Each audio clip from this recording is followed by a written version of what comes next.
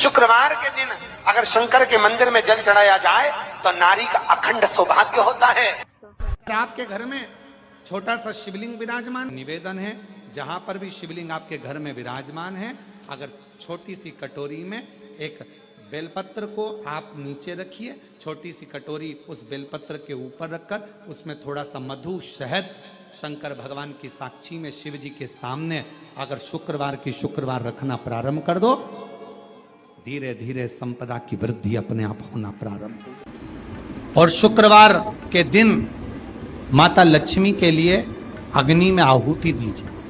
महाराज, शाम के समय पर सूर्यास्त के पहले शिव महापुराण की कथा कहती है, अग्नि पुराण कहती है, नर्मदा पुराण कहती है, लिंग पुराण कहती है कि बेलपत्री के वृक्ष के नीचे, नीचे तो नीचे वो भी जाने दो, यहां तक वर्णन किया शिव महापुराण में तो कि बेलपत्री का जो फल होता है ना, बेल फल जो होता है, कहते हैं अगर किसी व्यक्ति के यहाँ लक्ष्मी की कमी होती है, संपदा की कमी होती है, जिसके यहाँ पैसा नहीं आता, धन नहीं आता, तो बेल का जो फल होता है, बेलपत्री का जो फल होता है, उस फल के गूदे को,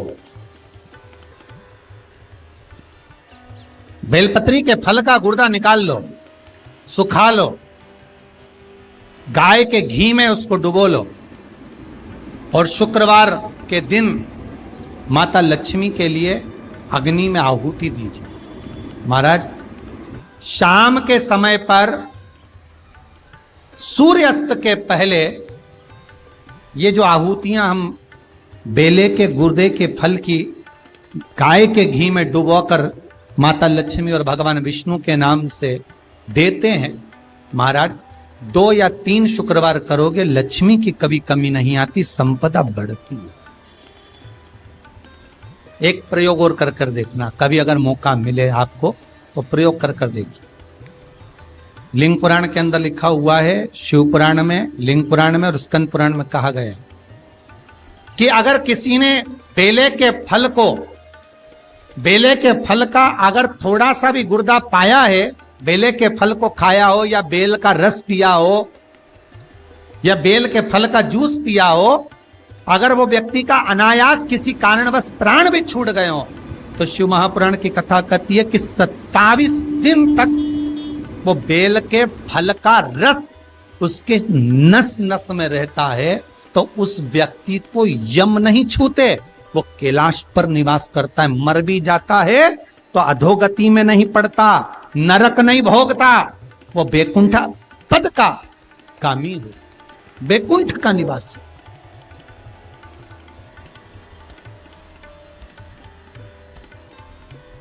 बैकुंठ का निवास। बहुत सारा भगवान को नहीं चाहिए। शिव महापुराण में यह भी कहीं नहीं लिखा कि तुम भगवान को 108 या 1008 या 1008 बेलपत्र समर्पित करोगे तो शिव जी प्रसन्न हो जाएंगे।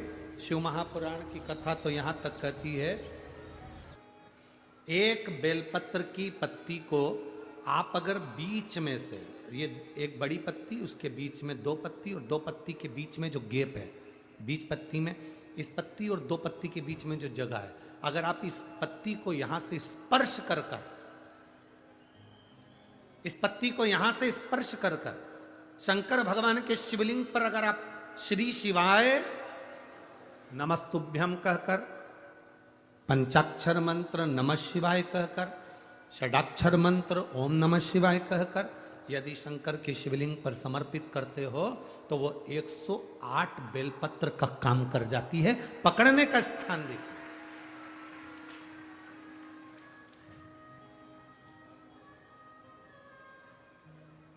ये स्थान की बड़ी मूलता है, जो थोड़ा सा समझेंगे अपन, थोड़ा ध्यान देंगे तो ये जो ये स्थान है ये बड़ा मूल माना गया। बेलपत्री की बड़ी पत्ती, नीचे की 2 पत्ती, उसके बीच में जो खाली डंडी जो दिख रही है, इसको अगर पकड़कर बेलपत्र समर्पित कर रहे हैं तो 108 बेलपत्र के बराबर हमें फल प्राप्त हो रहा। 108 बेलपत्र। और समझिएगा, मान लो आपके पास में ना पीला चंदन है, ना लाल चंदन है, ना अक्षत है, ना पुष्प है, ना कोई सामग्री है, ना दिया है लगाने के लिए। शंकर जी के मंदिर में लोटा भर के जल लेकर गए हो, आज तुम्हारे पास में हो सकता है जल भी नहीं है, लोटा भी नहीं है, तो जिस शंकर जी का दर्शन करने गए हो उन्हीं की बेलपत्र को उठाओ, और बेलपत्र को उठाने के बाद पहले अपने हथेली पर रखो, अपना हाथ रखकर बाबा से प्रार्थना कर कर बेलपत्री की मध्य पत्री, आगे वाली पत्ती को पकड़कर अगर वो बेलपत्र हम शिव जी को समर्पित करते हैं तो हमारा पीला चंदन, लाल चंदन, दिया सब बाबा को समर्पित हो जाता है, उस बेलपत्री मिल जाती है। एक बेलपत्री का सुख हमारे जीवन का एक आनंद दे देता है। हम तो यहां तक कहेंगे, अगर कभी जिंदगी में तुम्हें लगे कि गुरुजी मेरा पैसा फंस गया नहीं मिल रहा है, या मेरा पैसा अटक गया नहीं मिल रहा, या मेरा घर में धन नहीं है, बहुत तकलीफ की जिंदगी चल रही है, आप ये बेलपत्री का जो 2 पत्ती है ना, ये 2 पत्ती इस जगह से पकड़कर, आपको लग रहा है कि पैसा नहीं है, काम बहुत बड़ा अड़ा है, बेटे की शादी, बेटी की शादी, या मकान या दुकान, कोई काम अड़ गया, ये 2 बेलपत्री की पत्तियों को पकड़कर अपनी कामना कर कर शिव जी को समर्पित करो और 1 लोटा जल बाबा को चढ़ाना प्रारंभ करो। 20 से 22 दिन इंतजार करना, मेरा बाबा हाथ पकड़कर कुबेर भंडारी भंडार जरूर भरेगा।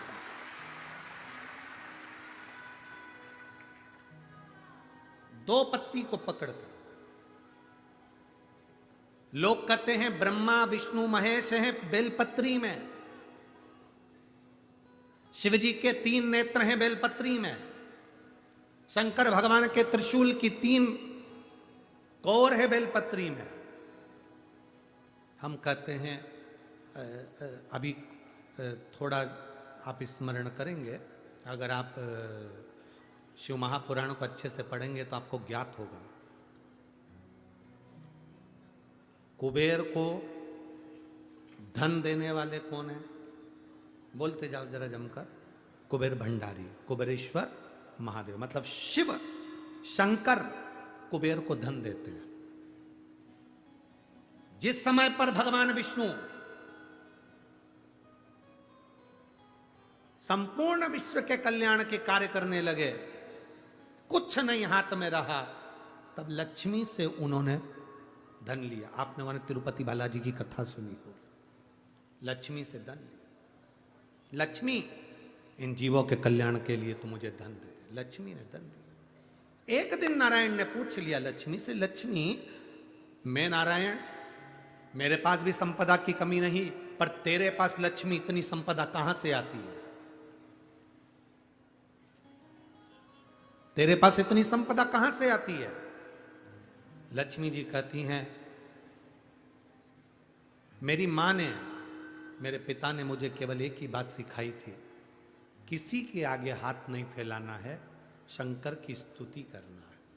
लक्ष्मी जी कहती हैं, जब मुझे जरूरत पड़ती है मैं कुबेर को साथ में लेकर पहुंचती हूं। बेलपत्री की ये बीच वाली पत्ती है शिव, माता लक्ष्मी और कुबेर, उन दोनों के सामने हाथ पसार कर कुबेरेश्वर महादेव से मांग रहे हैं, भगवान शंकर से मांग रहे हैं। लक्ष्मी जी कहती हैं, वो शिव मुझे प्रदान करते हैं दोनों हाथों से, और मैं वो लेकर आती हूं जनमानस के कल्याण के। कितना भी रोगीला व्यक्ति है, कोई बड़ा रोग से ग्रसित व्यक्ति है, वो रोग मिट ही नहीं रहा, उसको केवल एक काम चालू कर देना चाहिए, भगवान का पंचाक्षर मंत्र का जाप करे, डॉक्टर से जांच कराए, औषधि ले, डॉक्टर को दिखाए, दवाइयां ले, जांचें कराए, डॉक्टर को शिव मानकर उसकी दवाइयों का सेवन करे, साथ में शमी पत्र भगवान शंकर को चढ़ाना प्रारंभ करे।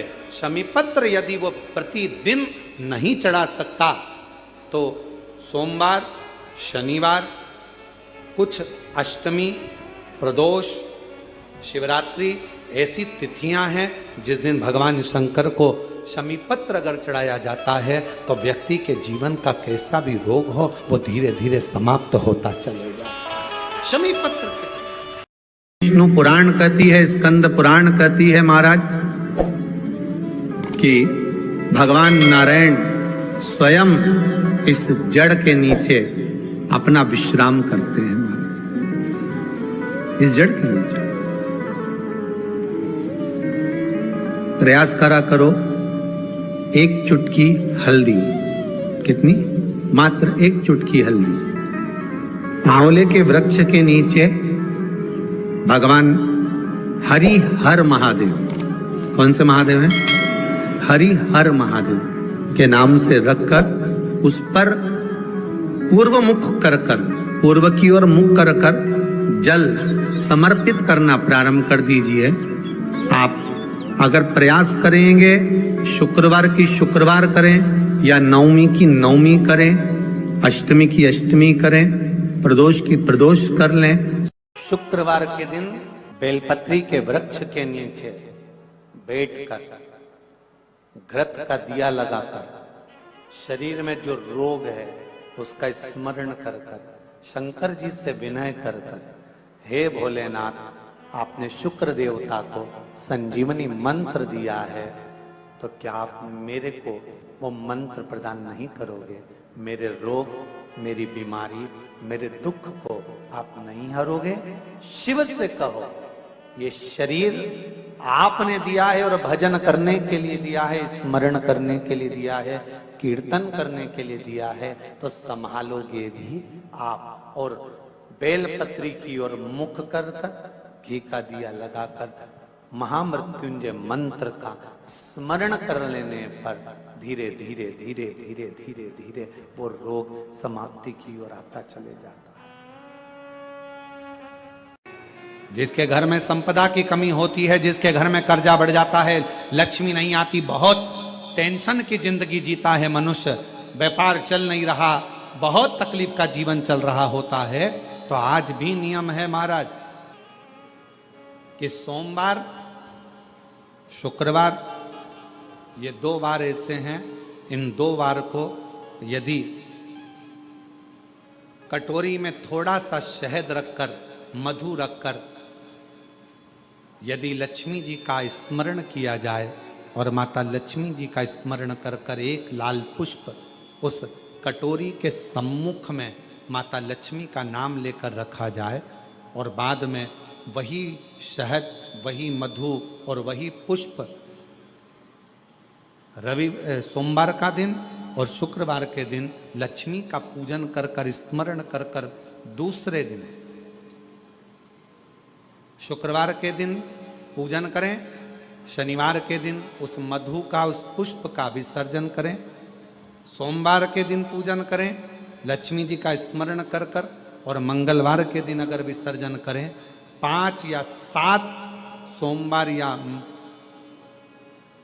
शुक्रवार को यदि आप मधु का भोग लक्ष्मी जी को लगाना प्रारंभ कर दें, शिव का नाम स्मरण कर कर, तो उसके घर में कभी संपदा की कमी नहीं होती, लक्ष्मी उस संपदा को बढ़ाती। माता लक्ष्मी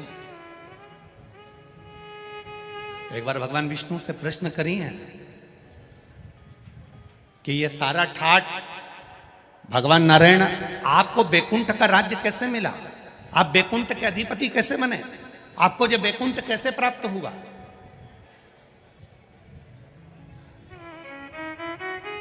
राम जी महाराज, भगवान विष्णु आप राम जी के अवतार हुए, राम जी बनकर आपने अयोध्या का राज्य भोगा, कृष्ण का अवतार लिया, द्वारका का राज्य भोगा, मथुरा का राज्य भोगा, ब्रज का राज्य भोगा।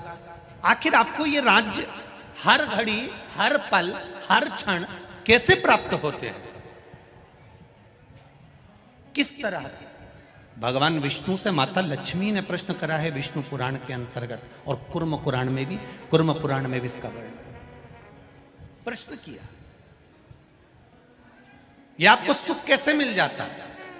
आपको बैकुंठ का राज्य मिल गया, आपको द्वारका का राज्य मिल गया, आपको अयोध्या का राज्य मिल गया, आपको रावण की लंका दूसरे की थी वो लंका का राज्य आपको प्राप्त हो गया। ये कैसे प्राप्त हो जाता है? भगवान विष्णु ने अपनी धर्म पत्नी माता लक्ष्मी से कहा, लक्ष्मी मैं प्रतिदिन शंकर के शिवलिंग की आराधना करता हूँ। लक्ष्मी जी ने कहा, क्या नाथ मैं शिवलिंग की आराधना कर सकती हूँ? क्या मैं शंकर के शिवलिंग का पूजन कर सकती हूँ, उसकी आराधना कर सकती हूँ? भगवान कहते हैं, भगवान विष्णु ने माता लक्ष्मी से कहा, लक्ष्मी सारे देवी देवताओं ने अलग अलग शिवलिंग का निर्माण करा। किसी ने पारद का शिवलिंग बनाया, किसी ने मोती का शिवलिंग बनाया, किसी ने स्फटिक का शिवलिंग बनाया, किसी ने स्वर्ण का शिवलिंग बनाया, किसी ने हीरे का शिवलिंग बनाया, किसी ने पन्ना का शिवलिंग बनाया। तुम्हारी मर्जी पड़े, तुम वो शिवलिंग का निर्माण करो। माता लक्ष्मी ने सुंदर आनंद के साथ एक पुखराज का शिवलिंग का निर्माण करा और सुंदर माता ने उस शिवलिंग की आराधना और पूजन करना प्रारंभ कर दिया। अब क्या मिला माता लक्ष्मी जी को? लक्ष्मी जी को मिला क्या?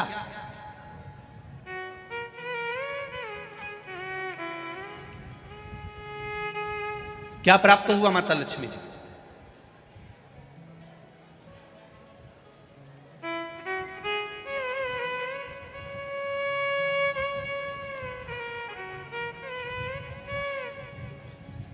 भगवान कृष्ण की प्रिया है राधिका जी, राधिका जी के प्रिय हैं भगवान कृष्ण। राम जी को बीच में कुब्जा भी मिली, सुपनखा भी मिली, पर मेरे नारायण को बहुत कुछ प्राप्त हुआ, पर आज भी लक्ष्मी जी को क्या मिला है? तो कहा, लक्ष्मी तुम किस चीज के लिए शिव जी की आराधना कर रही हो? लक्ष्मी जी कहती हैं, बस आपके चरण की सेवा मुझे दिन रात मिले। नारायण कहते हैं, मैं तो भगवान शिव के सेवा में लगा रहता हूं और आप मेरे चरण की सेवा मांग रही हो? तो मेरे चरण की सेवा इससे नहीं मिल सकती। कोई देगा तो वो देवाधिदेव महादेव ही दे सकते हैं। घोर तप माता लक्ष्मी ने करना प्रारंभ करा। शिवलिंग का स्नान कराती, शंकर भगवान का अभिषेक करती, शंकर भगवान की पूजन करती, शिव जी का सुंदर आनंद से श्रृंगार करती।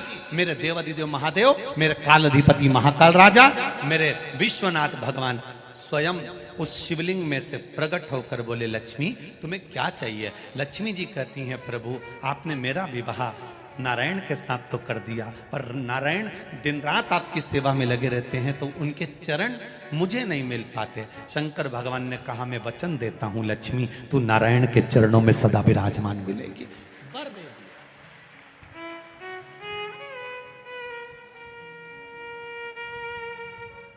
ब्राह्मण हो, क्षत्रिय हो, वैश्य हो, शूद्र हो, बच्चा हो, जवान हो, बूढ़ा हो, बेटी हो, बेटा हो, नारी हो, पुरुष हो, जो है अगर वो शिव की आराधना में लगा है, उसका मनवांछित फल की पूर्ति हुई है, प्राप्ति हुई है। और कोई तुमसे कहे कि स्त्री शंकर भगवान का आराधना कर सकती है, पूजन कर सकती है, तो दूर नहीं जाना। ये जो शिव पुराण है हमारे पास में, गीता प्रेस गोरखपुर की, उसका दर्शन मैं आपको करा देता हूँ। ये शिव पुराण गीता प्रेस गोरखपुर की है, तुम भी बाजार से लेकर आना। इसका 73 नंबर का पेज निकाल कर पढ़ना विद्येश्वर संहिता में से। उसमें लिखा हुआ है, जो नारी शंकर भगवान का स्नान कराती है, श्रृंगार करती है, पूजन करती है, वो संसार सागर से मुक्त होकर मां पार्वती की परम सखी बनकर विराजमान होती है। यह विद्येश्वर संहिता कह रहे।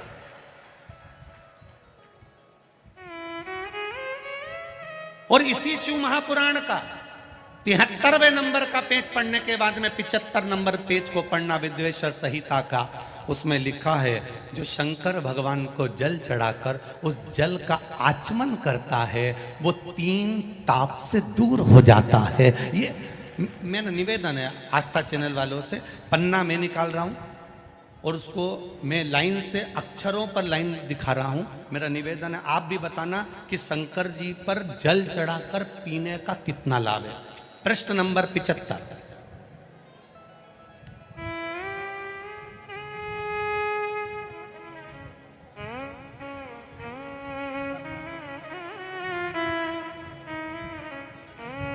अब आस्था चैनल से निवेदन है और आप सब भी एलसीडी पर ध्यान देंगे और अपने अपने मोबाइल पर भी, जितने लोग टीवी पर कथा सुन रहे हैं वो, मोबाइल पर सुनने वाले वो, जो लोग कहते हैं शिव जी पर जल चढ़ा हुआ नहीं पीना चाहिए, उसके लिए मेरे वेद व्यास जी लिख रहे हैं पेज नंबर 75 विद्येश्वर संहिता, ध्यान रखिएगा।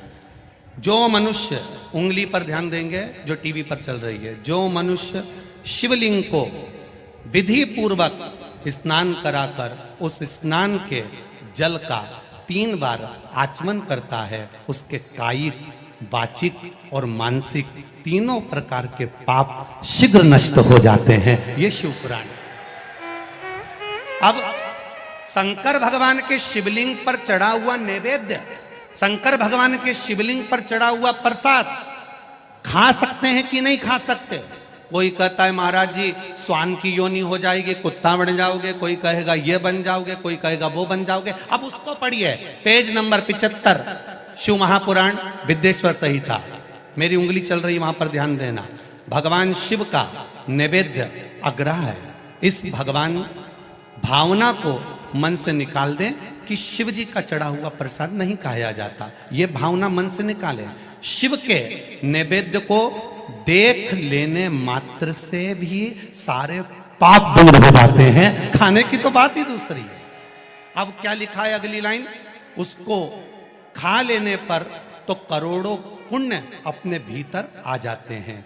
आए हुए शिव नैवेद्य को, जो शंकर का प्रसाद है, शिव जी पे चढ़ा हुआ नैवेद्य है, अगर वो आपके सामने आ जाए उसको सिर झुकाकर प्रसन्नता पूर्वक खा लेना चाहिए। जो शंकर के चढ़े हुए नैवेद्य को ये कह देता है कि थोड़ी देर से खाऊंगा, वो पाप में लिप्त होता चले जाता है। यहां तक उसका वर्णन किया, वो मनुष्य पाप में बंध जाता है। इसलिए शंकर को चढ़ा हुआ नैवेद्य, भगवान का बस केवल नैवेद्य का दर्शन ही हो जाए तो जीव कोटि कोटि पुण्य प्राप्त कर लेता है। वो शिव तत्व है, ये शिव महापुराण है। अब आज के जमाने में नए नए पंथ बन गए, नए नए पंथ चल गए, तो उन्होंने अपने को उठाने के लिए शंकर जी की निंदा कर दी। शिव जी के मंदिर मत जाना, शंकर का प्रसाद मत लेना, शिव जी को देखना मत, शंकर के द्वार मत जाना। हम किसी पंथ की पुस्तक की बात नहीं करते, क्योंकि सबने अपने अपने पंथ बनाए तो सबने अपने अपने भाव से लिखा। हम वेद व्यास जी ने जो विद्येश्वर संहिता में लिखा उस शिव महापुराण का वर्णन करते हैं, जो आपने 75 नंबर पेज गीता प्रेस गोरखपुर की शिव महापुराण पुस्तक का आनंद करते हुए इस पुराण में पढ़ा। विद्येश्वर संहिता स्मरण, भ्रांति निकालो मन से। लोग भटकाएंगे, लोग तुम्हें भ्रमित करेंगे, तुम शंकर जी की आराधना करने लगोगे, भगवान का भजन करने लगोगे, भक्ति में डूबने लगोगे, डूबने लगोगे, डूबने लगोगे, डूबने लगोगे, तो लोग तुम्हें भ्रम उत्पन्न करेंगे। शंकर मंदिर मत जाना, शिव जी का प्रसाद मत लेना, शंकर जी पे चढ़ा हुआ जल मत पीना, लोग तुम्हें भ्रमित करेंगे। उस भ्रम से निकालती है मेरी शिव महापुराण की कथा। आप एक एक शब्द का स्मरण करो। मेरा निवेदन है, जिसने शिव को जान लिया उसने संपूर्ण जीवन भगवान के सुपुर्द अपना कर दिया और अपने जीवन को